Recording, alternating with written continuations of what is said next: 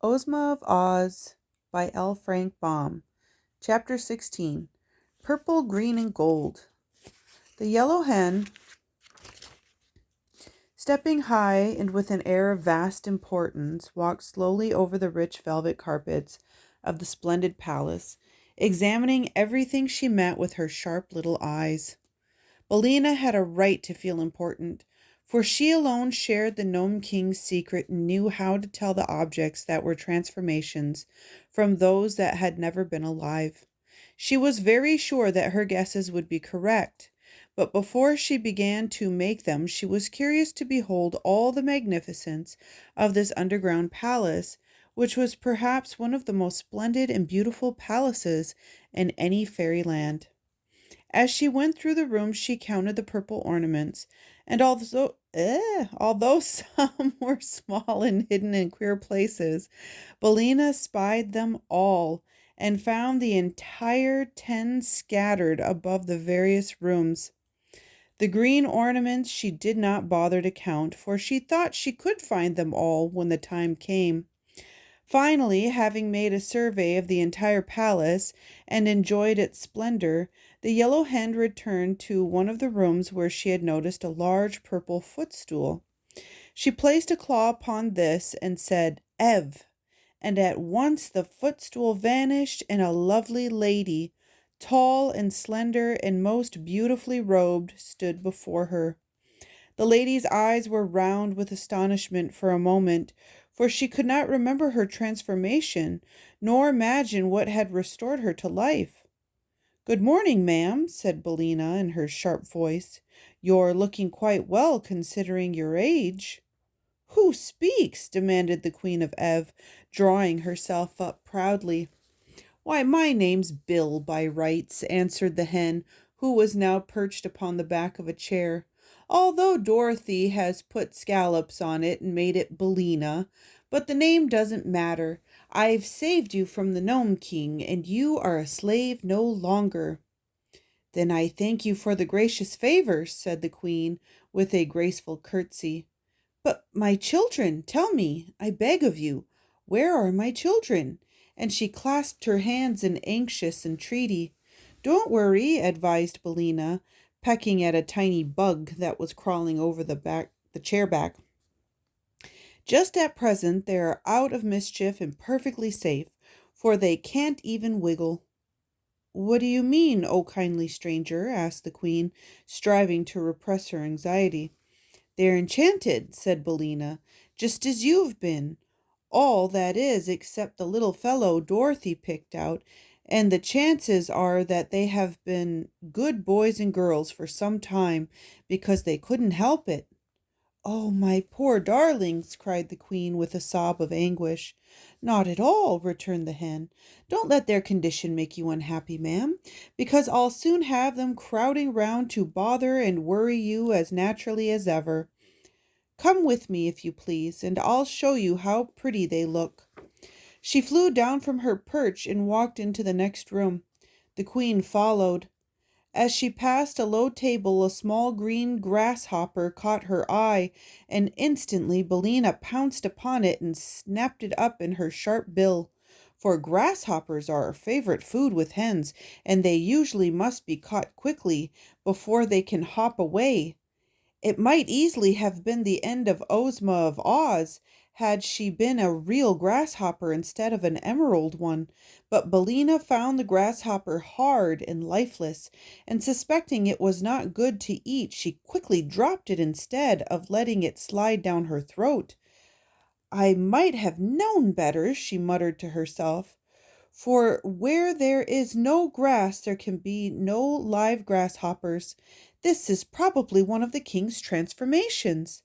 A moment later she approached one of the purple ornaments, and while the Queen watched her curiously, the hen broke the Gnome King's enchantment, and a sweet-faced girl, whose golden hair fell in a cloud over her shoulders, stood before them. "Ivana!" cried the Queen. "My own Ivana!" And she clasped the girl to her bosom and covered her face with kisses. That's all right, said Bellina contentedly. Am I a good guesser, Mr. Gnome King? Well, I guess.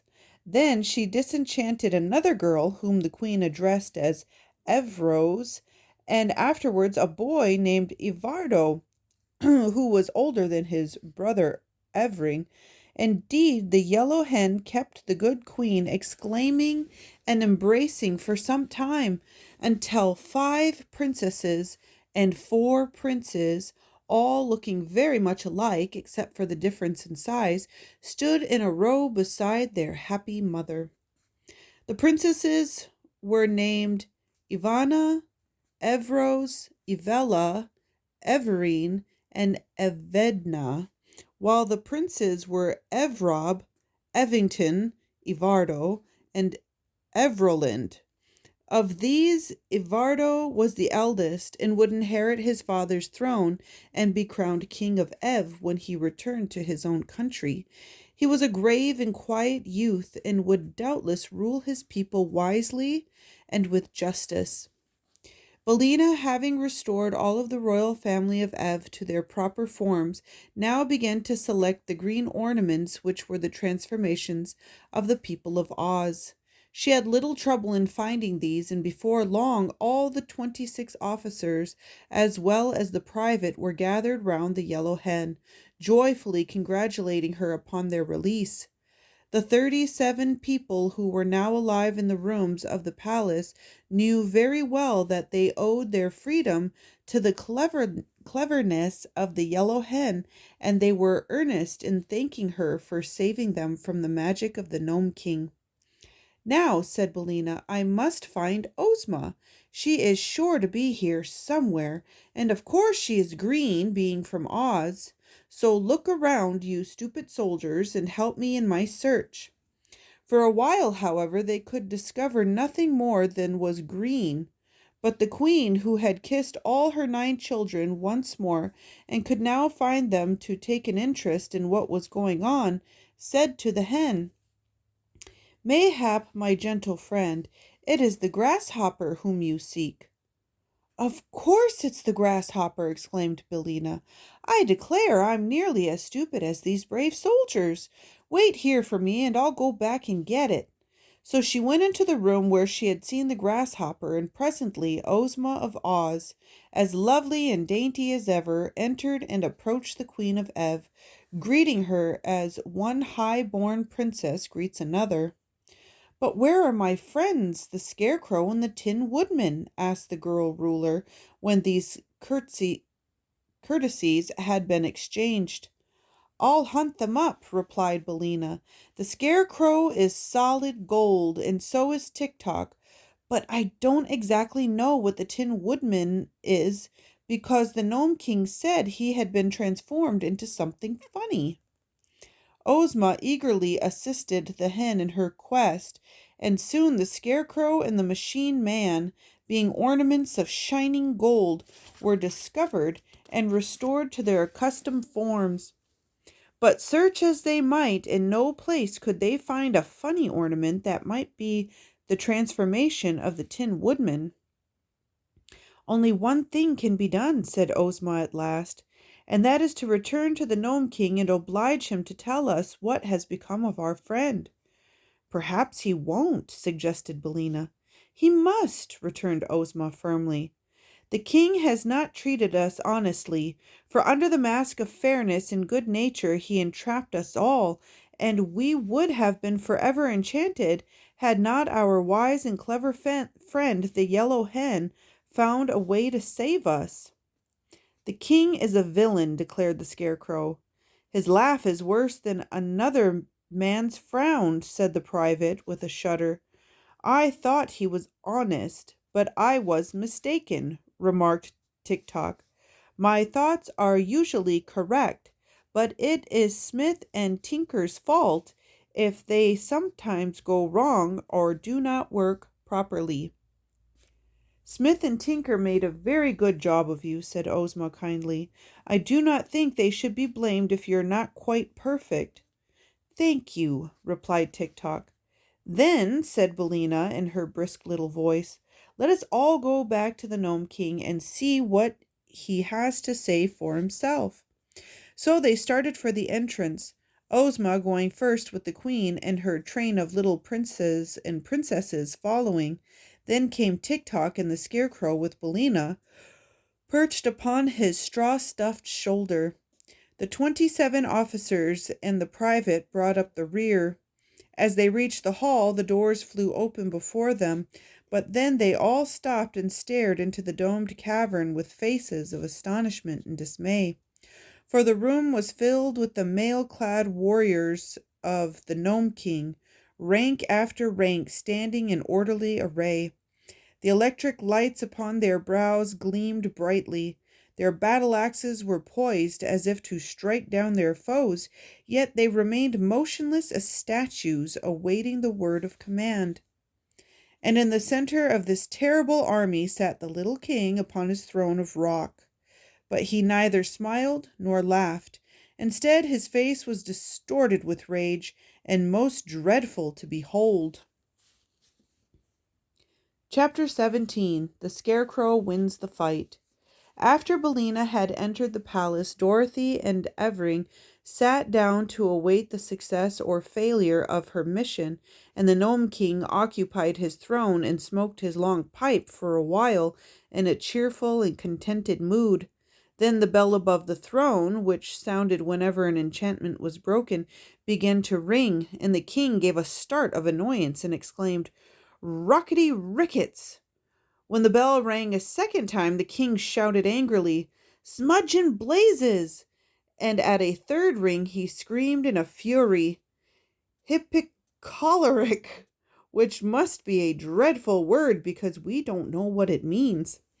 After that, the bell went on ringing time after time, but the king was now so violently enraged that he could not utter a word, but hopped out of his throne and all around the room in a mad frenzy, so that he reminded Dorothy of a jumping jack. The girl was, for her part, filled with joy at every peal of the bell, for it announced the fact that Billina had transformed one more ornament into a living person. Dorothy was also amazed at Billina's success, for she could not imagine how the Yellow Hen was able to guess correctly from all the bewildering number of articles clustered in the rooms of the palace. But after she had counted 10 and the bell continued to ring, she knew that not only the royal family of Ev, but Ozma and her followers also were being restored to their natural forms, and she was so delighted that the antics of the angry king only made her laugh merrily. Perhaps the little monarch could not be more furious than he was before, but the girl's laughter nearly drove him frantic, and he roared at her like a savage beast. Then he found that all his enchantments were likely to be dispelled, and his victims every one set free. He suddenly ran to the little door that opened upon the balcony, and gave the shrill whistle that summoned his warriors. At once the army filed out of the gold and silver doors in great numbers, and marched up a winding stair and into the throne room, led by a stern-featured gnome who was their captain. When they had nearly filled the throne room, they formed ranks in the big underground cavern below, and then stood still until they were told what to do next. Dorothy had pressed back to one side of the cavern when the warriors entered, and now she stood holding little Prince Evering's hand, while the great lion crouched upon one side and the enormous tiger crouched on the other side. "Seize that girl!" shouted the king to his captain, and a group of warriors sprang forward to obey. But both the lion and tiger snarled so fiercely and bared their strong, sharp teeth so threatening that the men drew back in alarm. "Don't mind them," cried the Gnome King. "They cannot leap beyond the places where they now stand." "But they can bite those who attempt to touch the girl," said the captain. "I'll fix that," answered the king. "I'll enchant them again so that they can't open their jaws." He stepped out of the throne to do this, but just then the sawhorse ran up behind him and gave the fat monarch a powerful kick with both his wooden hind legs. "Ow! Murder! Treason!" yelled the king, who had been hurled against several of his warriors and was considerably bruised. "Who did that?" "I did," growled the Sawhorse viciously. "You let Dorothy alone or I'll kick you again." "We'll see about that," replied the king, and at once he waved his hand toward the Sawhorse and muttered a magical word. "Aha!" he continued. "Now let us see you move, you wooden mule." But in spite of the magic, the Sawhorse moved, and he moved so quickly toward the king that the fat little man could not get out of his way. Thump! Bang! Came the wooden heels right against his round body, and the king flew into the air and fell upon the head of his captain, who let him drop flat upon the ground. "Well, well," said the king, sitting up and looking surprised. Why didn't my magic belt work, I wonder?" "The creature's made of wood," replied the captain. "Your magic will not work on wood, you know." "Ah, I'd forgotten that," said the king, getting up and limping to his throne. "Very well, let the girl alone. She can't escape us anyway." The warriors, who had been rather confused by these incidents, now formed their ranks again, and the Sawhorse pranced across the room to Dorothy and took a position beside the hungry tiger. At that moment the doors that led to the palace flew open, and the people of Ev and the people of Oz were disclosed to view. They paused, astonished at sight of the warriors and the angry Gnome King seated in their midst. "Surrender!" cried the king in a loud voice. "You are my prisoners." "Go along," answered Billina from the Scarecrow's shoulder. "You promised me that if I guessed correctly, my friends and I might depart in safety, and you always keep your promises." "I said you might leave the palace in safety," retorted the king. "And so you may, but you cannot leave my dominions. You're my prisoners, and I will hurl you all into my underground dungeons, where the volcanic fires glow and the molten lava flows in every direction, and the air is hotter than blue blazes." "That will be the end of me, all right," said the Scarecrow sorrowfully. "One small blaze, blue or green, is enough to reduce me to an ash heap." "Do you surrender?" demanded the king. Billina whispered something in the Scarecrow's ear that made him smile and put his hands in his jacket pockets. "No," returned Ozma, boldly answering the king. Then she said to her army, "Forward, my brave soldiers, and fight for your ruler and yourselves unto death." "Pardon me, my most royal Ozma," replied one of her generals, "but I find that I and my brother officers all suffer from heart disease, and the slightest excitement might kill us. If we fight, we may get excited. Would it not be well for us to avoid this grave danger?" "Soldiers should not have heart disease," said Ozma. "Private soldiers are not, I believe, afflicted that way," declared another general, twirling his mustache thoughtfully. "If your Royal Highness desires, we will order our private to attack yonder warriors." "Do so," replied Ozma. "Forward, march!" cried all the generals with one voice. "Forward, march!" yelled the colonels. "Forward, march!" shouted the majors. "Forward, march!" commanded the captains. And at that the private leveled his spear and dashed furiously upon the foe. The captain of the gnomes was so surprised by this sudden onslaught that he forgot to command his warriors to fight, so that the 10 men in the first row who stood in front of the private's spear fell over like so many toy soldiers. The spear could not go through their steel armor, however, so the warriors scrambled to their feet again, and by that time the private had knocked over another row of them. Then the captain brought down his battle axe with such a strong blow that the private's spear was shattered and knocked from his grasp, and he was helpless to fight any longer. The Gnome King had left his throne and pressed through his warriors to the front ranks so he could see what was going on, but as he faced Ozma and her friends the Scarecrow, as if aroused to action by the valor of the private, drew one of Belina's eggs from his right jacket pocket and hurled it straight at the little monarch's head. It struck him squarely in his left eye, where the egg smashed and scattered, as eggs will, and covered his face and hair and beard with its sticky contents. "Help! Help!" screamed the king, clawing with his fingers at the egg in a struggle to remove it. "An egg! An egg! Run for your lives!" shouted the captain of the gnomes in a voice of horror. And how they did run! The warriors fairly tumbled over one another in their efforts to escape the fatal poison of that awful egg, and those who could not rush down the winding stair fell off the balcony into the great cavern beneath, knocking over those who stood below them. Even while the king was still yelling for help, his throne room became emptied of every one of his warriors, and before the monarch had managed to clear the egg away from his left eye, the scarecrow threw the second egg against his right eye, where it smashed and blinded him entirely. The king was unable to flee because he could not see which way to run, so he stood still and howled and shouted and screamed in abject fear. While this was going on, Bellina flew over to Dorothy, and perching herself upon the lion's back, the hen whispered eagerly to the girl, "Get his belt! Get the Gnome King's jeweled belt! It unbuckles in the back. Quick, Dorothy, quick!" Chapter 18. The Fate of the Tin Woodman.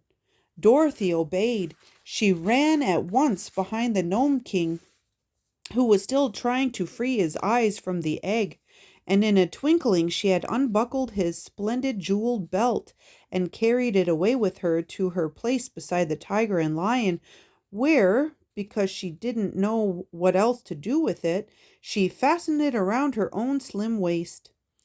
Just then the chief steward rushed in with a sponge and a bowl of water and began mopping away the broken eggs from his master's face. In a few minutes, and while all the party stood looking on, the king regained the use of his eyes, and the first thing he did was to glare wickedly upon the scarecrow and exclaim, "I'll make you suffer for this, you hay-stuffed dummy!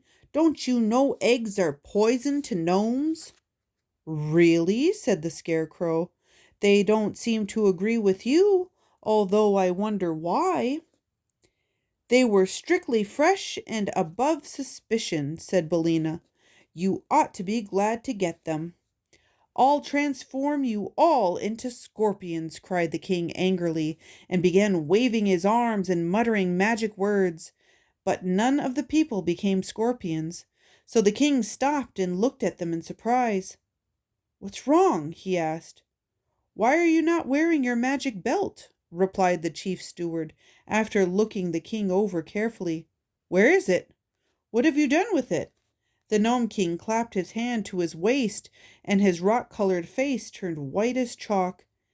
"It's gone!" he cried helplessly. "It's gone! And I'm ruined!" Dorothy now stepped forward and said, "Royal Ozma, and you, Queen of Ev, I welcome you and your people back to the land of the living. Bellina has saved you from your troubles, and now we will leave this dreadful place and return to Ev as soon as possible." While the child spoke, they could all see that she wore the magic belt, and a great cheer went up from all her friends, which was led by the voices of the scarecrow and the private.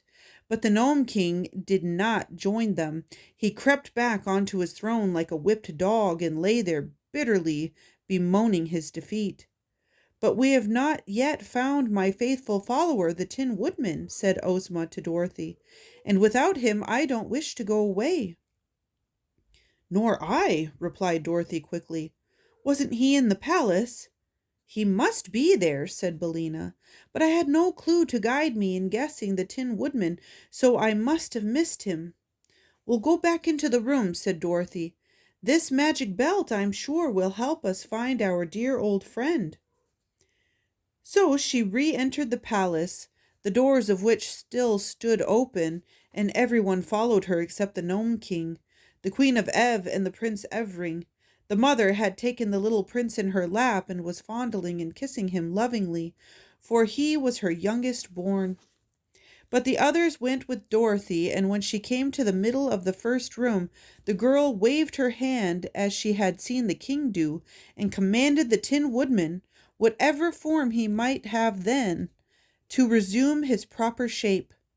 No result followed this attempt, so Dorothy went into another room and repeated it, and so through all the rooms of the palace, yet the Tin Woodman did not appear to them, nor could they imagine which among the thousands of ornaments was their transformed friend.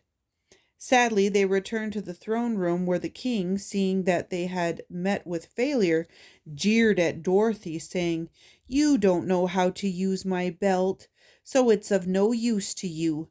Give it back to me, and I'll let you go free, you and all the people who came with you. As for the royal family of Ev, they are my slaves and shall remain here." "I shall keep the belt," said Dorothy. "But how can you escape without my consent?" asked the king. "Easily enough," answered the girl. "All we need to do is walk out the way we came in." "Oh, that's all, is it?" sneered the king. "Well, where is the passage through which you entered this room?" They all looked around but could not discover the place, for it had long since been closed. Dorothy, however, would not be dismayed. She waved her hand toward the seemingly solid wall of the cavern and said, "I command the passage to open." Instantly the order was obeyed. The opening appeared and the passage lay plainly before them. The king was amazed, and all the others overjoyed. "Why, then, if the belt obeys you, were we unable to discover the Tin Woodman?" asked Ozma. "I can't imagine," said Dorothy. "See here, girl," proposed the king eagerly. "Give me the belt, and I will tell you what shape the Tin Woodman has changed into, and then you can find him easily." Dorothy hesitated, but Billina cried out, "Don't you do it! If the Gnome King gets the belt again, he will make every one of us prisoners, for he will be in his power. Only by keeping the belt, Dorothy, will you ever be able to leave this place in safety."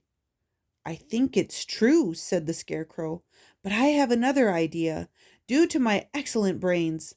Let Dorothy transform the king into a goose egg, unless he agrees to go into the palace and bring out to us the ornament which is our friend Nick Chopper, the Tin Woodman." "A goose egg?" echoed the horrified king. "How dreadful!" "Well, a goose egg you will be until you go and fetch us the ornament we want," declared Billina with a joyful chuckle. "You can see for yourself that Dorothy is able to use the magic belt all right," added the Scarecrow. The Gnome King thought it over and finally consented, for he didn't want to be a goose egg. So he went into the palace to get the ornament, which was the transformation of the Tin Woodman, and they all awaited his return with considerable impatience, for they were anxious to leave this underground cavern and see the sunshine once more. But when the Gnome King came back, he brought nothing with him except a puzzled and anxious expression upon his face. "He's gone," he said. "The Tin Woodman is nowhere in the palace." "Are you sure?" asked Ozma sternly.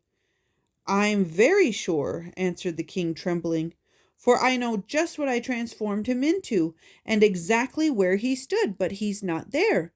And please don't change me into a goose egg, because I've done the best I could." They were all silent for a time, and then Dorothy said, "There's no use punishing the Gnome King any more, and I'm afraid we'll have to go away without our friend." "If he's not here, we cannot rescue him," agreed the Scarecrow sadly. "Poor Nick! I wonder what has become of him." "And he owed me 6 weeks' back pay," said one of the generals, wiping the tears from his eyes with his gold-laced coat sleeve. Very sorrowfully they determined to return to the upper world without their former companion, and so Ozma gave the order to begin the march through the passage. The army went first, and then the royal family of Ev, and afterward came Dorothy, Ozma, Billina, the Scarecrow and Tik-Tok. They left the Gnome King scowling at them from his throne and had no thought of danger until Ozma chanced to look back and saw a large number of warriors following them in full chase, with their swords and spears and axes raised to strike down the fugitives as soon as they drew near enough.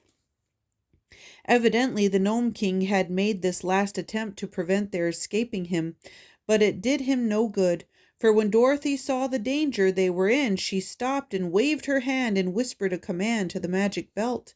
Instantly, the foremost warriors became eggs, which rolled upon the floor of the cavern in such numbers that those behind could not advance without stepping upon them.